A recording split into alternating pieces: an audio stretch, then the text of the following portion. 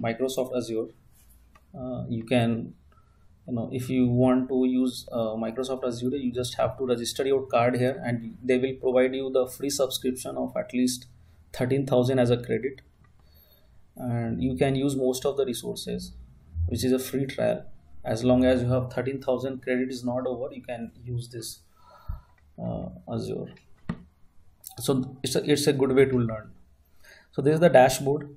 So to start with creating Microsoft virtual machine on Azure, what you have to do is first you have to create a resource group, because everything what you are creating in Azure is a resource, and it should fall into the right resource group, because probably there will be 10 people, or probably 200 people are using the same subscription. So everyone has their own resource group. You are concentrating on your resource group, he or she is concentrating in his resource group, right? We should not touch each other groups, whatever it is. So they have segregated the use of Azure resources in a Azure resource group. So how to create? Click on the Azure resource groups. It will ask you to create a resource group. So let's create. If you see, this is a free trial subscription, because I still have the credit. So I'm giving a name. Name could be anything. You can choose your region. I am using the default one. Now it will say review plus create. So let's do, it will do the validation. Validation is passed. Let's create. So if somebody has already created the resource group with the same name, it won't create. Your validation will fail there. So make sure that it should be, the name should be is distinguished. Should not be the same, right? So I have created a resource group under the subscription free trial, and the location is EastOS. Now I'll go back to the home page again, and this is the dashboard. Now my intention is first to create a virtual machine, because if you remember, I told you we can create Docker on physical, cloud, or virtual machine. So on the cloud we also provides the virtual machines, right? So I'm creating it. So click on virtual machine icon, click on add, create virtual machine. So it will ask you to choose a resource group. Drop down, see the resource group which I have created is listed here. Select this, give any name. Let's suppose I give Docker.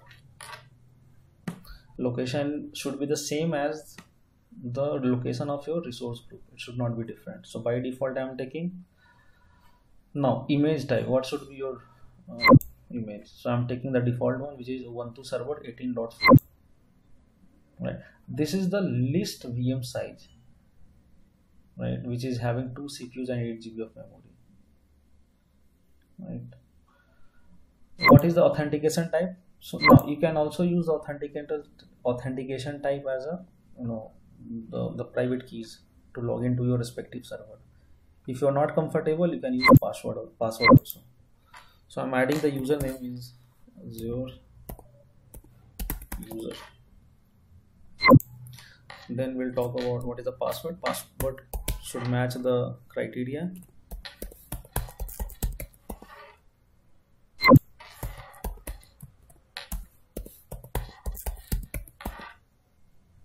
Yeah.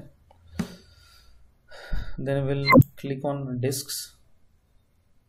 Now here is the type of disk you want to select. Either you want to go to premium SSD, or you want to go with the standard hard disks, or the type. It depends, and everyone has their own costing, so you have to be careful of what you are using.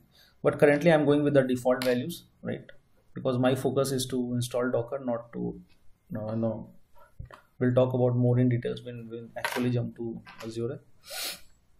Yeah. Then I'll say next networking. So I'm not going to do anything different here. It is all default. Then I'll just say review and create. If something is not proper, then the validation will fail. Yeah, it's running the final validation, it says. So if you see the cost of is, if you are running it continuously, it will charge you 6.3 rupees per hour. So once our job is done, we can delete after 1 hour, 2 hour also. So not a problem, it's not a much in cost. So validation is passed. Let's create this.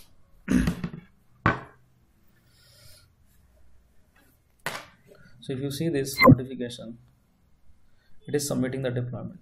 So anything what you are creating, you will get a notification in this bell icon. It probably takes 2 to 3 minutes, not more than that.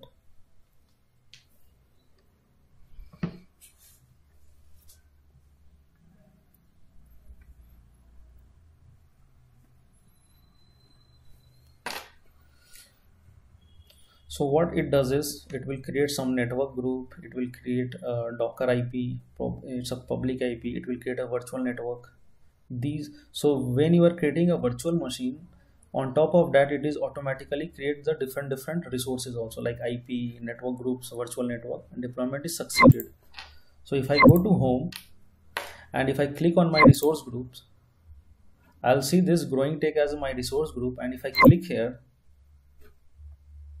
I can see that the virtual machine which I has created is falling under this resource group, and this virtual machine is actually comes up with IP address. If you see IP address, then you have security group, network interface, it has disk is attached to that particular virtual machine, then you have a VNet.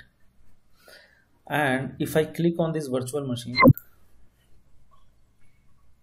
this is the public IP. Now public IP is chargeable, right? So we can see how to use the private IPs also, but for that we need to have a VPN to connect to the private networks. Fine. So let's copy this address and let me open this Mobexterm. Guys, any doubt here till now what we have discussed, please feel free to ask. Okay, so I have copied the IP from there. Click on session. Now whatever the username and password that we have given while creating virtual machine, we have to specify the same username. Port is by default 22. Click on OK. It will ask you to enter the password what we have used.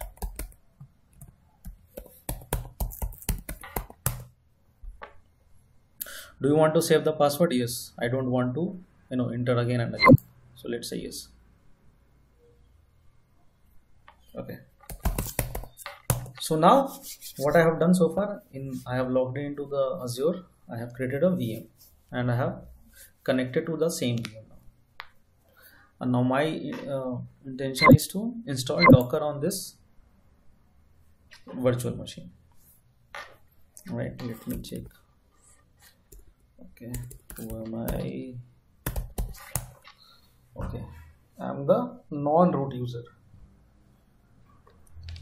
So if you want to log in into change to the root user, you just have to type sudo -i. It will take you to a root user or these are privileged user. But I want to be as a non-root user. Now, few steps and you are done. let's see step one by one. First it says sudo apt update.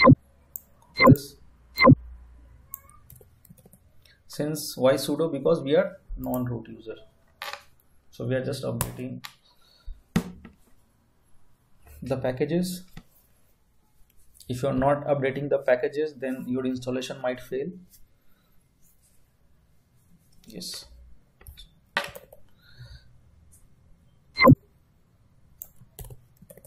Now this command,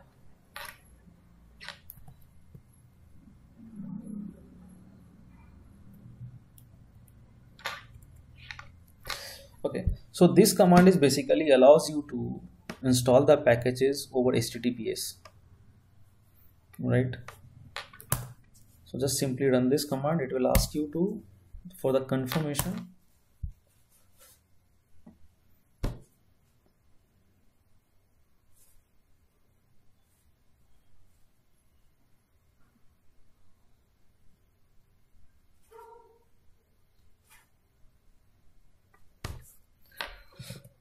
once done, we have to add the certain repository to our in our local VM.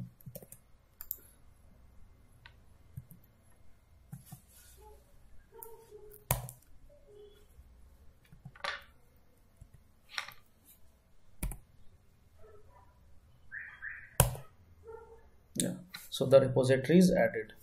There was some junk character was copied while from there. That was the reason, I think. Again, we are adding a package, one more package.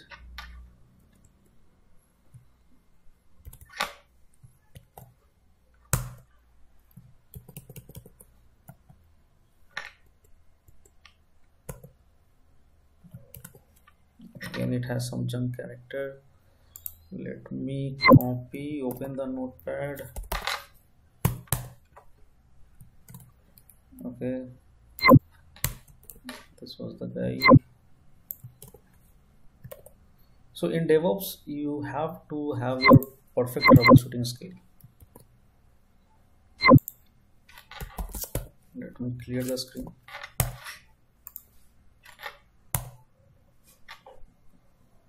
Yeah. So this will adding the repository back. So we are using the stable version of repository for Docker, and so since we have added repository, we have to update the packages also. Similarly, sudo apt update. Yeah.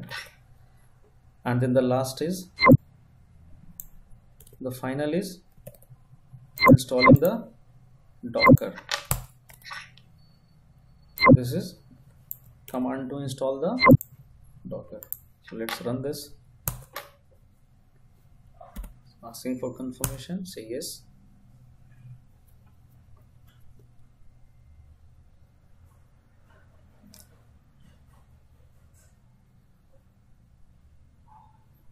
Or you can also do one thing. You can have your list of Linux command ready. You can create a shell script. You can run the script.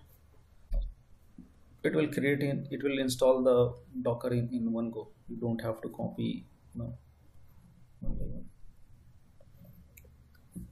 Maybe this is an automated way of installing.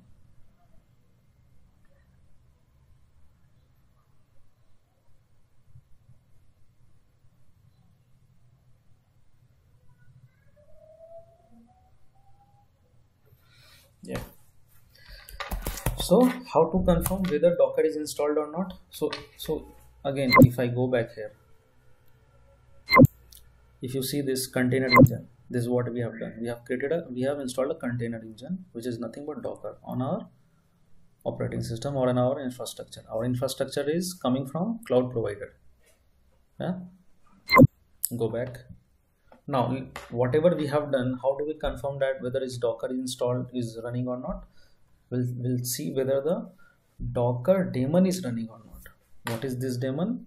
If I go back to this is nothing but this Docker daemon I'm talking, the server host. Check the status. How to? Sudo system ctl Docker status. Okay, I think it's status Docker.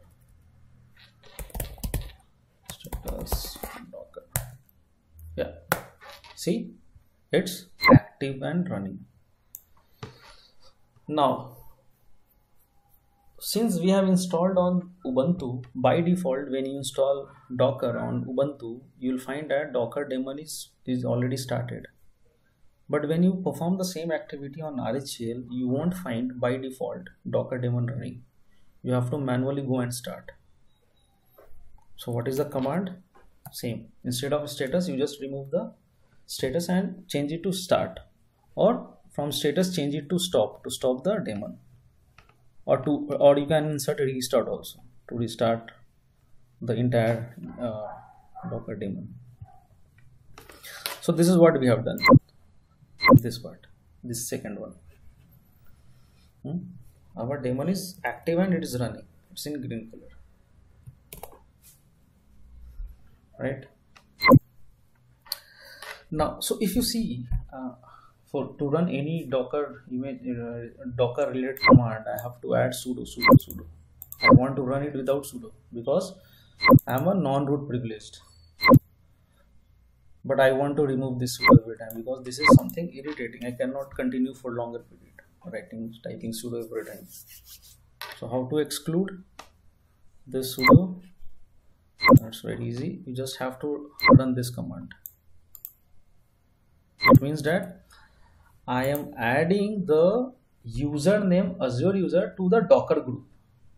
Simple, nothing more than that. I am just adding the user which is Azure user in a Docker group. So let me type the username, user Azure user. It's added.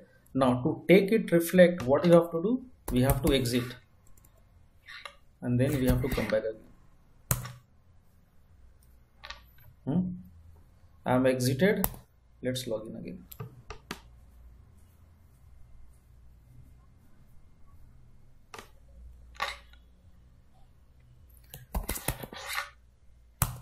And now with the Azure user, if I say Docker images, I have not typed sudo, but this time it does not complain, right? It gave me certain output. One more thing.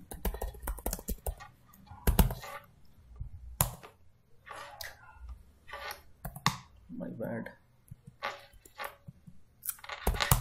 So basically Docker info is a command initially which will give you the certain relevant information.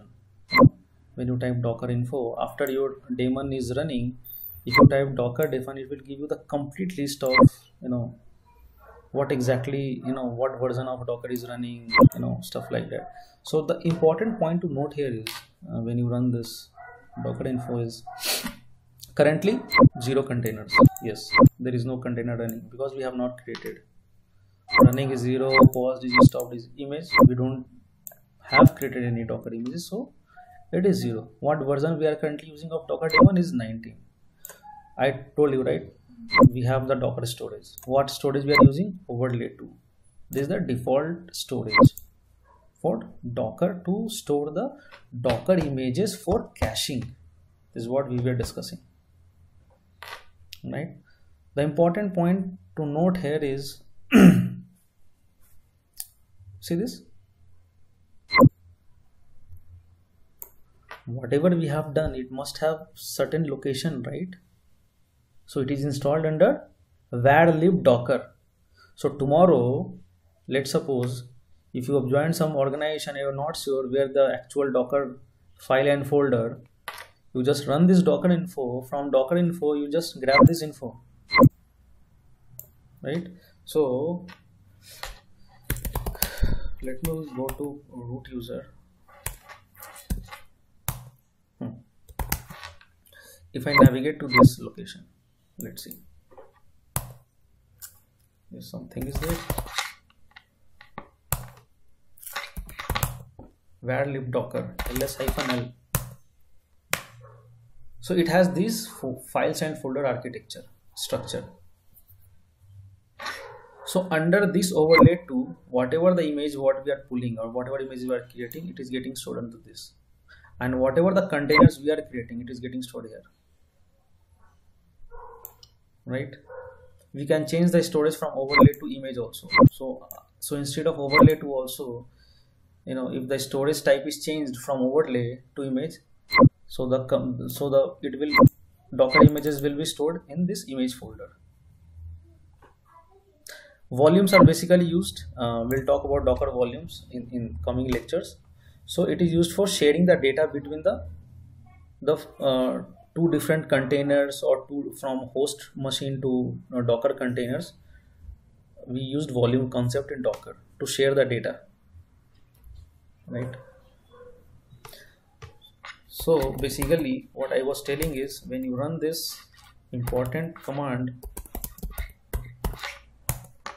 it will give you a complete architecture. So this is basically not my laptop information. This is basically my virtual machine which I have created on Azure. This is because it is running on that virtual machine, not on my laptop. Making sense? But yes, if I have created this VM, this Docker on using VirtualBox, then of course it will fetch the kernel from my operating system, right? And there is one way to check whether the Docker daemon is running or not. We have ps-ef. If you say,